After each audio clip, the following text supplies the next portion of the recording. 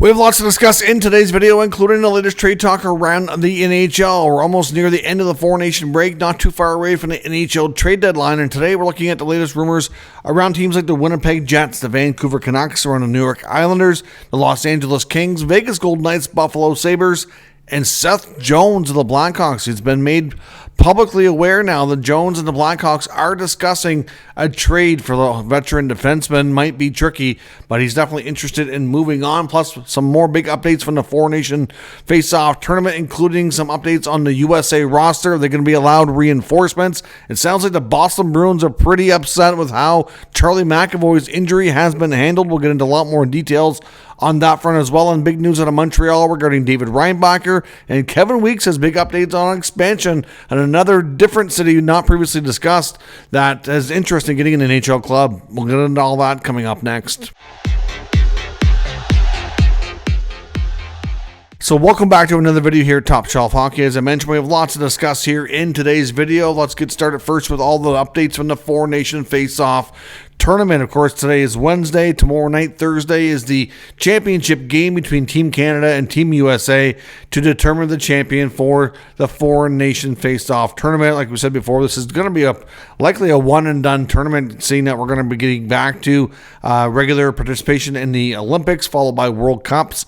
That'll happen on an alternative every couple of years. So, we may not see this particular gimmick type of tournament again, or something, maybe for a long time. It's really hard to say, but it's been a lot of fun for sure. And certainly teams that are in it, like Canada and USA, are still pretty eager to win and walk away as champions regardless. Now, of course, we know that Team USA has gotten a lot of injuries, and there's been lots of updates. Yesterday, early in the day after their ice time, head coach Mike Sullivan, I'm not really sure if he jumped the gun or what it was, but he certainly went on to say that Quinn Hughes was on his way to Boston. Get everybody all in a big uproar, thinking, okay, they're getting a major reinforcement here. Somebody who couldn't play and had to pull out of the tournament originally, but then, of course, it became, well, Quinn can only play if they dip down to enough injuries here, like to an unhealthy point where they can't put a full team on the ice, which was the case with Team Canada, why they were allowed to have Thomas Harley when they had two defensemen out, not just the one.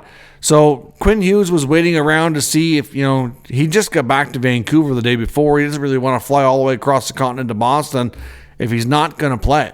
So they've been working on that, and the update here today is Quinn Hughes is not coming. He's definitely staying in Vancouver, and this is for a couple of reasons. One, he could have went. The league was going to allow and is going to allow Team USA to have a couple of players on hand as insurance, if you will, just in case any of their banged-up players cannot go in tomorrow night's championship game.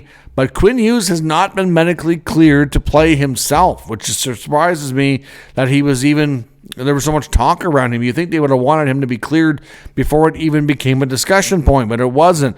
He, of course, changed jerseys at Vancouver practice today, going from a non-contact to a regular, so it kind of got everybody thinking, oh, he must be good to go. He has only been cleared for practices. He has not been cleared for games as of yet, so it's not even 100% sure, although he expects it that when NHL resumes on the weekend that he'll be in the lineup. Anyways, at the end of the day, Quinn Hughes is not cleared. He is not joining Team USA, and that's the end of that story. However, they are going to be allowed some other reinforcements. Earlier in the day, it was revealed that they were going to be allowed to add one or two players.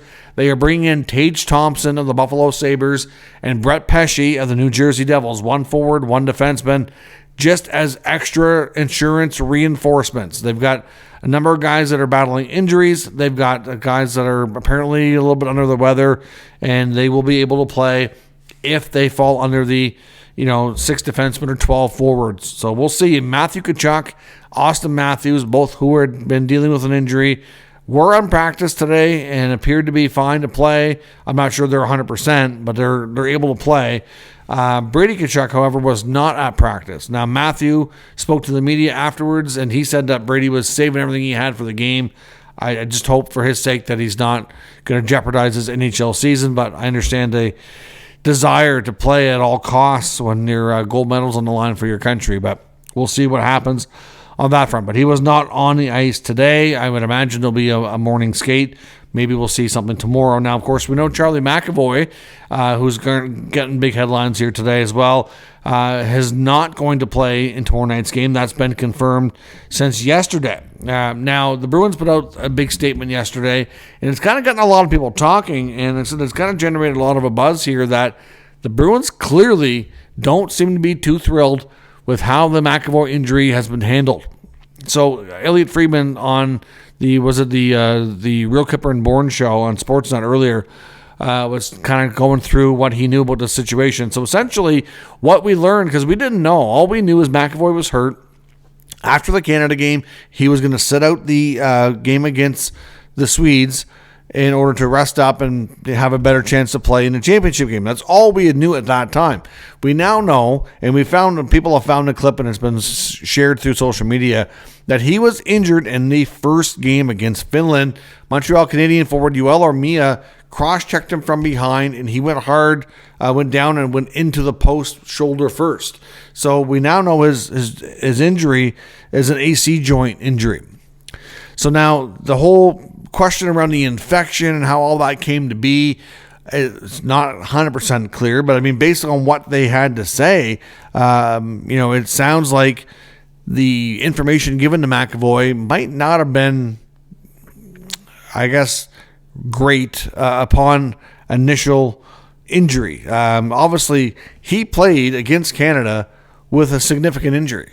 I don't think Boston's too thrilled about that, but I don't know, based on what we're hearing, it doesn't sound like McAvoy was fully explained or properly diagnosed, that he understood how hurt he was, which is why he went forward and played. Now, he played a hell of a game and laid some big physical hits. It was a big part of that game.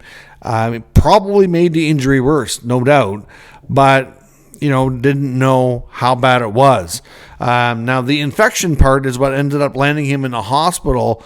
Apparently, he was having a lot of pain and discomfort, more than he was expecting on Monday evening. Went to the hospital to get checked out, and it turns out he had developed a pretty severe infection in that area. Now, of course, we don't know what happened. What Elliot Friedman was saying, he's wondering if he might have been given a needle, something for pain management or something, or some kind of a medication through needle that could have caused the infection. We don't know that, but that's kind of the speculation. And anyways, and at the end of the day, he ended up having to have a procedure at the hospital to get all the infection out, and he's going to miss some time. There's no doubt. Like, I honestly wonder if we'll see McAvoy before the end of the regular season. It's debatable. They're calling it week to week, but I think it's going to be several weeks before he can come back. That's a pretty substantial injury. And of course, the GM of the Bruins is also the GM for Team Canada. So, clearly he's around. I'm sure he's able to get updates on those guys, but it just seems kind of weird. But the other problem that Elliot said that some people are upset about here, and I assume part of this is Don Sweeney as well, is that the medical staff and the doctors for Team USA are the same staff from the Minnesota Wild. Of course, Bill Guerin works for the Wild. He's the GM. Makes sense, right? Well, they're saying now that in the future, that for any of these tournaments or anything, that maybe some of these people need to be independent. Because clearly that's a big problem. If he wasn't properly diagnosed or wasn't properly advised of his injury, went out, made it worse, ended up getting a severe infection, not life-threatening or anything, but still a major impact on his NHL season and his ability to play hockey, which is how he makes money. So it's a big deal. And the Bruins are not thrilled with how all of this has been handled. So I don't know if that'll impact things on how the league handles things in the future or what we'll hear about it going forward. But, yeah, pretty crazy situation there. So obviously we certainly hope that McAvoy is doing better, which he appears to be. But how this was handled appears to have been not good, and I think the Bruins are justified here in their displeasure. A couple other news notes around the league. One, Kevin Weeks is reporting that in another city, a group representing a city, has approached the NHL about potential future expansion, and that's a group from New Orleans. Now, we've heard a lot about Houston. We've heard a lot about Atlanta. There are multiple groups in Atlanta, group in Houston. We've heard about Quebec City forever, even though I don't think it's going to happen. Obviously there's been a few others as well, but New Orleans is a city that has come up the odd time, but I don't know that we've formally heard about anything formally meeting, but Weeks has been able to confirm that a group interested in bringing an NHL expansion franchise to the city of New Orleans did meet with the NHL executives with the NHL in New York City recently. So obviously that's big news, big development. I don't know how much of a chance they stand to get a team. I would say, to be honest, I think it's going to be lower down the list.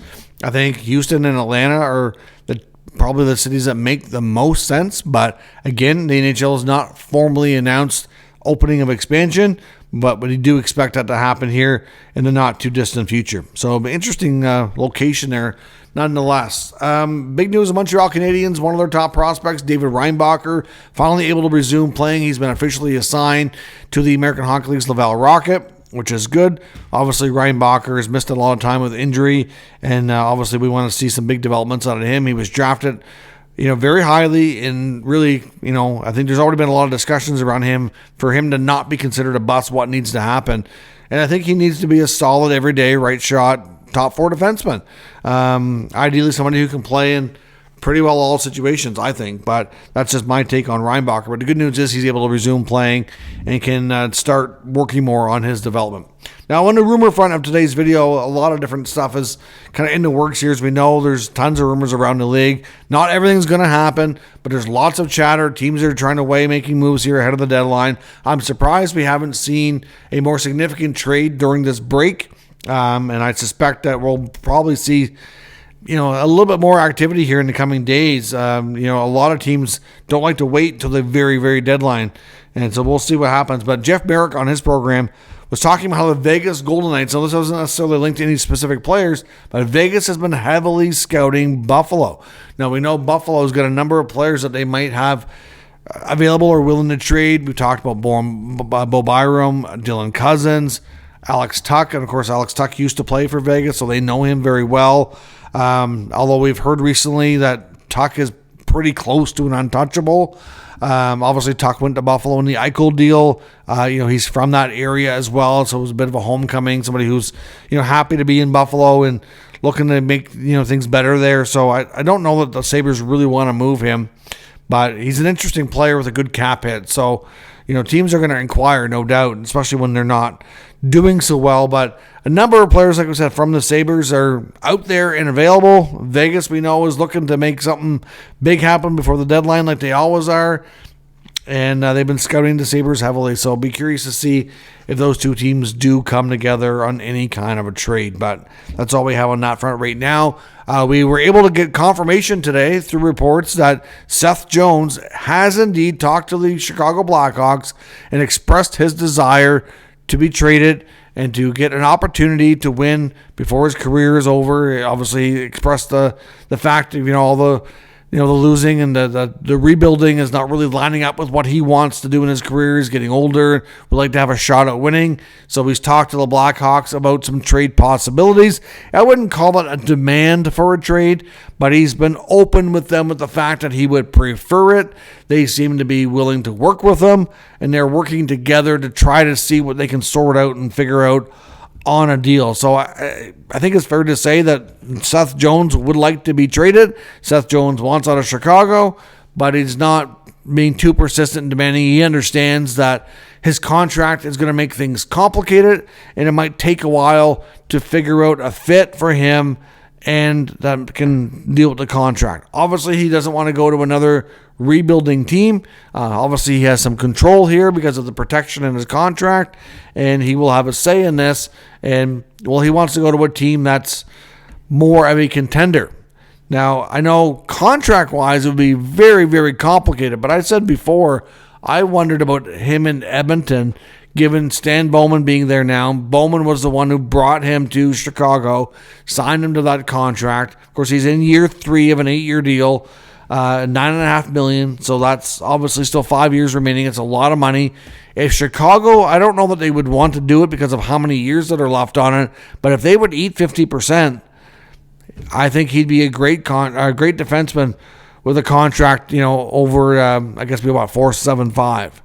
That would be a phenomenal cap hit. Now, the Oilers are, if they want to look into that, they're going to have to move something off the roster. I don't think they're going to have a lot of room at the deadline, given that Evander Kane likely won't be out and past the end of the regular season. But that's one team that comes to mind. We previously had heard something about Dallas. Dallas has already made a big move with CC and Granlund. I'm not sure. I mean, they may make another one. I don't know. But there are a couple of teams there for Jones. Now, because of it's such a big, complicated deal with his contract, far from a given that he gets traded before the deadline. But they're certainly going to explore it and see what they can do. And if it doesn't happen, they'll continue to explore things into the offseason, and the hope would be that before next season gets underway, that Seth Jones has a fresh start in a new team somewhere else and can have a better shot at winning, which would obviously, hopefully bring a decent enough return to the Blackhawks, and like I said, it'll align better for him and for the team for him to be able to move on. So we've heard Jones's name has been out there in the past, but this is the first time we were able to confirm through his own interview that he indeed has asked them to explore trade possibilities for him to see if he can find a new home. So again, hard to say where he goes. I want to say Edmonton. I just don't know how they figure it out. It's complicated, to say the least. Now, Elias Pettersson's getting tons of attention, and again, not for the right way. After the JT Miller trade, the Canucks were hoping he'd find his game, and maybe that distraction was gone, that he would be, able to kind of find that old Pettersson mantra that got him 40 goals and 100 points. Well, down the stretch of games leading into the Four Nation tournament, after Miller was moved, that never happened. And he goes to the Four Nation tournament with the team Sweden, expected to be one of their better players, and you might as well slap his face on a milk carton. He was non-existent. In their final game against the Americans, which was the only game they won, he played, I believe, just over 10 minutes. It was like a lull amongst the forwards. So clearly his own head coach there wasn't trusting him to be relied upon in critical time. Now, Frank Saravalli, NHL Insiders, appears on the variety of Canuck programming quite regularly. Had some interesting comments on Pettersson here recently, saying that if he doesn't turn it around soon, he's basically, I'm summarizing here, but he's basically going to become untradeable. That it's not even going to be a case of our team's going to shy away or be concerned about taking his contract. He says it's going to be a bigger risk for Vancouver to hold on to the contract than it would be for a team to pick him up and hope he figures it out. So, again, he's going to get himself to the point here soon. He's pretty close, almost there now, that he's not even tradable anymore because he hasn't performed anywhere close to the player that he was when he signed that massive contract extension.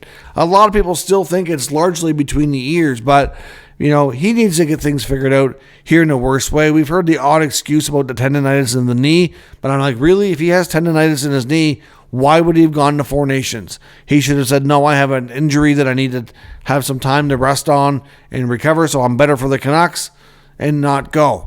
Instead of going but not really showing up and doing anything. He really wasn't good in the tournament. Like I said, he was pretty invisible, and a few times I noticed about there, he wasn't really doing anything that went, oh, wow, maybe Pettersson's back. So it's like, I know it's not that simple, but it's way more complicated than anybody thought it would be, too. So Pettersson at this point is very much in play, but it's pretty unrealistic that they're going to find a deal for him because he's getting to the point that a lot of teams are shying away, and until he picks it up, have no desire to pull the trigger.